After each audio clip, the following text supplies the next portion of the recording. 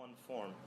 So form for us is a negotiating ground between constraints and desires, and that assumes a certain subjectivity of the architect who is there to arbitrate and give priority. Yeah, so we're not hiding behind a process. First I did that, then I did optimize, point cloud and Voronoi and point attractor, and therefore it's great.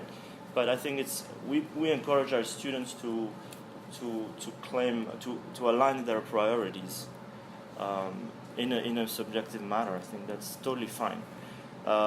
There seems to be a revival of postmodernism, which primarily lives in social media and some universities in the States.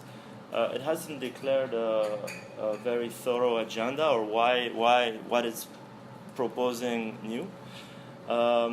In our view, we don't see form as an object of contemplation or for its ability to carry symbolism, but rather for its consequence. We're more interested in the behavioral attributes of architecture, for its capacity to stimulate the body, to provide a framework for socialization and interaction.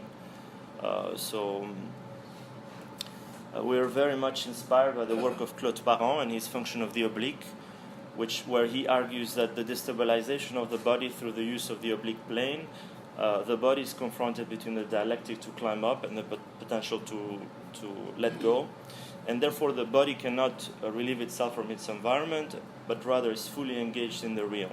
So he argues that this instability of the body generates a different kind of thinking.